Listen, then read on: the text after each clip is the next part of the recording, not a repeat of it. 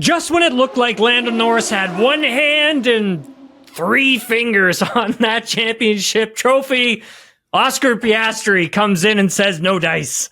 Takes pole position for the Qatar Grand Prix. That was some incredible stuff from Oscar Piastri. And let me quickly just take you through my thoughts on where this pace from Piastri may have come from. And then we'll dive into his lap. We'll dive into Norris, Verstappen. We'll sort of break all that down and touch on the top 10 from qualifying. So for Piastri, let's go back to, I'll reference Mexico. I'll use that as a reference, the Mexico Grand Prix. When we went to Mexico, you have to remember being in altitude and not a lot of running gets done on that racetrack equals a slipperier surface. So the car moves around a lot more on you when you're hustling it through some of the high-speed stuff, and the braking's not the same, and it really does feel a lot different. For a driver like Lando Norris, who's good in those situations, is good when the car is sliding around, has that confidence, Oscar Piastri, according to Andrea Stella, isn't. Not yet, anyways. So hearing from Stella during that weekend, it did sound like the car sliding around a lot actually did hamper a bit of Oscar's confidence and trying to get the car more to what Lando was doing and then feel confident with it was a bit of a struggle. Coming to Qatar, a track where Oscar goes really well at, captured his first sprint victory here. Big commitment track. If you didn't see our F1 Qatar Grand Prix simulator lap, I suggest go back, have a look at it, because referenced quite a bit of this. High speed, big commitment, has a lot of grip from the car, and obviously the tires are going to play a factor here as well, and we'll touch on that as at the same time. But for Oscar, having that grip, that high level of grip, we'll start there, helps with the confidence in the car, which then helps your own confidence, which then helps you push, which then helps you be aggressive and again and again and again. It's just good things coming to you, right? And for Oscar, not having that feeling of the car sliding a lot underneath him, I think gave him a lot more confidence here. And we saw the old Oscar Piastri that we saw mid-season start to return again, because every lap, again, built up into it, executed. And did that on Saturday, built up into it, executed. Took pole position where Norris made his mistakes. And we'll get into Lando in a minute, but just want to go through this thing with Piastri because it's great to see him back. Also in the sprint as well, and he's chopped that championship lead of Lando Norris's down to 22 points. And he could probably put a bigger dent into it tomorrow on Sunday in the race as well. So, Oscar was asked if this has been his best season of racing after qualifying. And he said that, yes, it was, but not the last four races. And I think that has a lot to do with what I just explained there. I think he feels this is the most complete season he has had. Zandvoort, he did say, was the last time he had fun in the car. But he did reiterate, just how grateful he was to be doing what he loves, be driving Formula One cars. But if he wasn't on pole here today, I don't think he was going to be having quite as much fun. So I understand what he says about that is basically, a track like Zandvoort, lots of grip, high speed, big commitment. It's another one of those tracks where he goes really well at, had a lot of confidence in the car, was able to go out and push, executed, and had a great result at the Dutch Grand Prix. His thoughts on the start. So the start tomorrow is going to be very important, and I will talk about it quite a bit on this show today, because of where he's starting. He is on the left-hand side of the track. So if you're driving down the track towards start-finish line, his left, driver's left. He is on the left-hand side, which is the cleaner part of the circuit. There's more grip on that part of the track. If you're on the right-hand side, so P2, P4, P6, P8, that's going to be a bit more of a struggle. It's a dirtier side of the track. It doesn't get used a lot. There's not a lot of grip there. And for those drivers starting in those positions, it's going to be a challenge on Sunday for them off the start. It most likely will see a lot of drivers who start in those positions lose places. And that brings us on to Lando Norris. And for how important this qualifying was for him, to put this championship away, because if you get pole position here, I don't think anyone's getting by you. And I think you're going to be really hard to beat. You have clean air. You can manage the tire temperature. And also, on top of all that, you can trigger the pit stops whenever you want because you have that clean air. The tire deg for yourself is going to be lower. The tire temps are going to be lower. And so for those who are starting, P3, P4, P5, could be a difficult weekend, could be a difficult race. Probably only able to follow another driver for 3-4 laps before tire temperatures go up and you have to pull the plug on what you want to do and back off.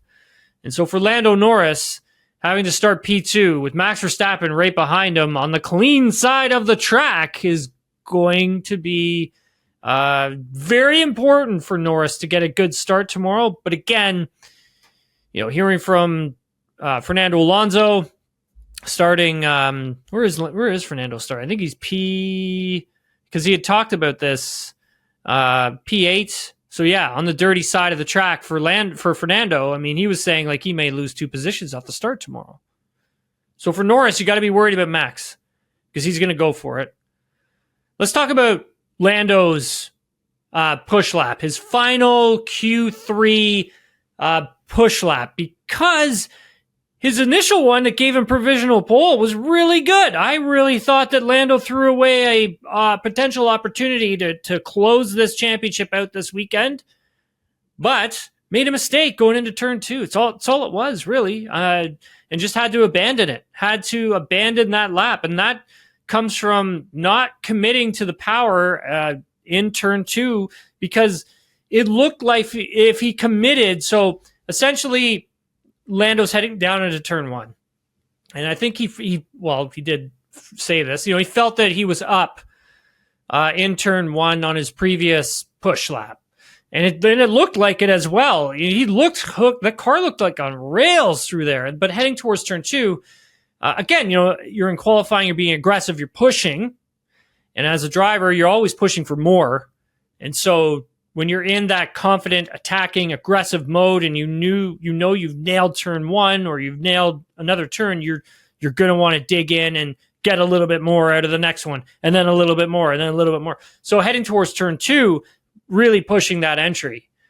And as soon as he gets back to the power, goes back to the accelerator, he starts to get understeer. Understeer being the more you turn the wheel, the less the front tires want to grip and turn. So you're basically plowing or pushing, and it's going to send you right off track. And for Norris, turning in and getting back to the power, and all of a sudden, I got some understeer, pulls out of it. So takes his foot off of the gas pedal, off the throttle, off the power, whatever you want to call it, and has to abandon the lap because he doesn't want to go off. Because he knows that if he commits to the power, goes back to full power, and is aggressive with it, he's going off the track. Now, would it happen to Lando on Friday? Aggressive. Probably had, a few moments going over the limit, but did go off the track. And going off the track damaged the floor of the car. And if he had damaged this floor on the car, I think it would have been detrimental to his weekend. And he did the right thing. He bailed out of it. He did what he thought was right because he couldn't afford damaging the car. I mean, obviously he may have gone 4 wheels off. We don't know. He might have, but that's an automatic, obviously, lose your lap time. And so pulling the plug on it right then and there was probably the wise thing to do, not damaging the car. However, starting P2, he's also put himself in a really compromised position because, Verstappen, he is starting P3 and he even said he's going for it. So whether that be gets a great start, tries to go around the outside of Lando, or tries to go down the inside into turn 2, he's going to have an opportunity to do either one, and he's going to send it. And he's going to leave it up to Norris, I think, whether or not the two of them have a collision. And so I think for Max, his P3 lap was excellent. That car looked like a handful, and somehow he found a way to dig himself out of a bit of a hole and find pace.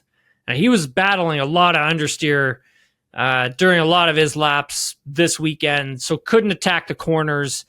But the team made some adjustments to the car. Wasn't enough, but the car does, for him, feel better, more under control. I guess they had optimized also, I'd heard from some of the other journalists I was speaking with, apparently, they'd optimized some of the gear shifts as well. So in Q1 to Q2, so essentially engine braking, slowing the car down when you're downshifting. I'll give you an example. Heading through turn 15, very high speed left-hander, really high speed left-hander. And if the car has good grip, it isn't bouncing around a lot, you can lift off the throttle in 7th gear, half lift, and then commit back to it, so you can get a little bit of that engine braking. You can get a little bit of the front positivity, so the front tires helping you turn the car more, not on having understeer. But for Max, it looked like in Q1 he was downshifting for turn 15, the left-hander, and then for Q2 he was leaving it in 7th gear and then having that lift of the throttle. And I think, having that downshift may have overslowed the car, but having that little lift probably made him a little quicker. Now, we're not talking like tenths, but we are talking milliseconds, and that adds up. And so I think that has helped him a lot as well. They're still using the Monza floor, if I'm not mistaken, on this car. And I thought they would have swapped that out because of the bouncing, but it sounds like it could be more of a mechanical issue that could be affecting Max's car. So heading into turn 4, obviously committing to the right-hander, we saw on Friday the car bouncing and then giving him a bunch of understeer and then him going off the track, going off the circuit. So I think they've made those adjustments to help him a little bit more with the car and have him a little bit more confidence. And I think for the race, he's going to have a pretty strong race car, but it's going to have to take advantage of starting on that clean side of the track. It was interesting at the end of this one. Verstappen was pretty reflective at the end of qualifying on his season, and was speaking about reflecting on coming out of Zandvoort, because at that point he was like, I believe it was 104 points back of then championship leader Oscar Piastri, and felt that he was toast at the end of that one. Like, that was it. It was over. Championship was over. And it's something, he told me that something that Verstappen told me back in the US Grand Prix. So back in Austin, when I asked him about that, if someone had told him he was going to be like, whatever it was, 40 something points away from the championship leader, if someone told him that coming out of Zandvoort, would he believe them? And he said, well, I would have called him an idiot because there's no way. So for Verstappen, he really genuinely believed that this thing was over coming out of Zandvoort. There's no chance. But now there's a chance. He's got a chance. He's definitely got a chance. He's right there. Obviously, Norris could put Max out of business tomorrow and end it right then and there. However, maybe not. Right? Maybe not. P4, George Russell. Great stuff from George, like always. It's like I was saying, George is driving at an extremely high level, just doesn't have the same car that the likes of Red Bull and McLaren do, but Russell gets a lot out of this thing when he can, and he always comes through and scores points and is very consistent and dependable. That's for sure. He felt his lap yesterday was slightly better than Saturday's quali. So the sprint quali laps, but it's still P4. I mean, it's a decent place to start, he felt, and he doesn't really care about the 3 in front of him. He's going for it. But again, he's on the dirtier side of the track, so he has to watch out for his teammate, Kimi Antonelli, who's starting P5, impressively. Starting P5, Kimi Antonelli's going to have to worry about him because I think Antonelli's going to have a shot at a podium. Even Antonelli thinks he's got a shot at a podium on Sunday. Antonelli wasn't very happy about his last lap in Q3. He had a moment in turn 1, lost time, obviously momentum from there as well. But he was relishing in the fact that he is starting on the cleaner side of the track, and we'll see for him if anything is possible from where he's starting. Like we'll see what is possible for him. I know he was talking about maybe podium P3, where he's starting from, but I mean, we'll see. It's going to be an interesting race on Sunday, but Antonelli has been impressive, very impressive qualifying from Kimi Antonelli. He continues on this upward trajectory, which is nice to see. P6 for Hajar, P7 for Carlos Sainz. Sainz left the garage with a piece of plastic hanging off the car, so he was put under an investigation for an unsafe release. The team was fined. I believe they were, I don't want to, well, yeah, I think I've got this. I got the dollars and cents figures of how much they were fined for this. Williams was fined 5,000 euros for that unsafe release is what they are titling it as.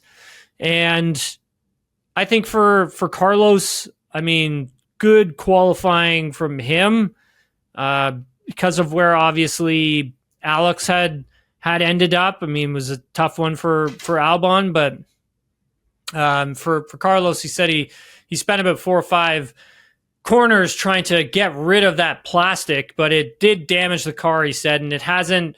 He wasn't sure if he lost some downforce from it because there was some damage that was done to the car because of that plastic.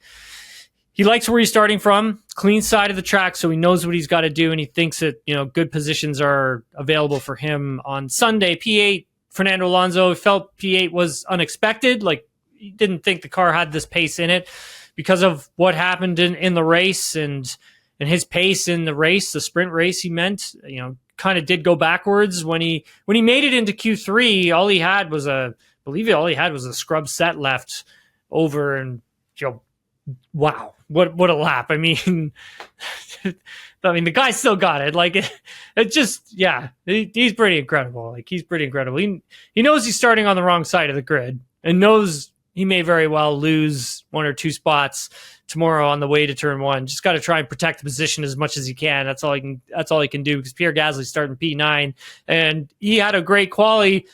Pierre did explain that the team gave him the car to sneak through to Q2 and again into Q3, and just having something that has that drivability. And it's always one of the things I've talked about with this regulation is giving the drivers a car that has drivability. If the car has drivability and the driver nails the laps, holds it together, stays consistent, doesn't make the mistakes, anything is possible. For Pierre, he proved that today, squeaking through Q2, squeaking into Q3, putting that crucial lap together when he needed to, and just those fine margins punched his ticket through to all the different qualifying sections in Q2, Q3. So, yeah, I thought Pierre did a great job. Really, really great job from him. As for Charles Leclerc, not a great job. Like that, I mean, that's a tough weekend for Charles Leclerc, for Lewis Hamilton, for Ferrari. P10, he had a massive spin, turn 15, in his first push lap in Q3. And you know what? Watching the onboards, how tricky the car is. I reposted a video that someone had posted from the sprint race in his opening lap in the onboard camera, and the car looked just like a handful. And so that, honestly, that looked like it was coming all weekend long, that spin. He was on it. Like he gave it everything he had. You could see it from inside the car. He was just muscling this thing around, but during his post-race interviews, I mean, he looked absolutely beside himself. Really did. He said it's been an unbelievably difficult race weekend to drive this car and to keep the car on the track. It was maximum risk, he said, and still it only brought him P10.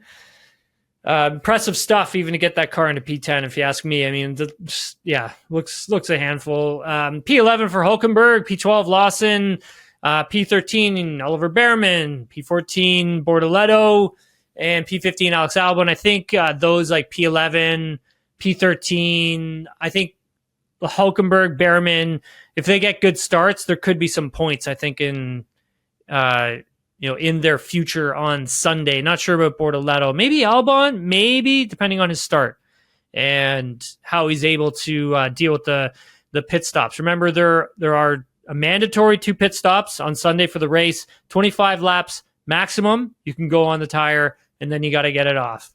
Q1, out at the end, P16, Yuki Tsunoda, P17, Esteban Ocon, P18, Lewis Hamilton. Hamilton said the car felt better compared to what he was battling earlier, but it didn't reflect in the lap times. He wasn't sure if he had enough fuel to get another, like a double cool and then go again at the end there of Q1.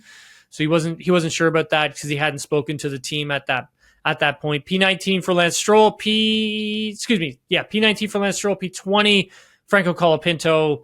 Colapinto's pretty hard on himself at the end of this one, really blamed himself quite a bit for what had happened in qualifying. Felt that he was probably a little too hard on himself. If the translation from Argentinian to English was correct, it did look like he was being really hard on himself. I think for the drivers, doing what they're doing is hard enough. If you're just going to sit there and beat yourself up, I don't think that's very productive. But we'll see what Franco can do tomorrow. I mean, can he get points? Could be really difficult, but I mean, you never know. This could be a crazy race on Sunday. That's pretty much all I got for this episode. Adam and I are going to be back on Sunday night. Adam and I will be back Sunday night and hopefully have the pod out on Monday. And we'll see. Is it going to be 3 drivers heading to Abu Dhabi in contention for a driver's title? We will wait and see.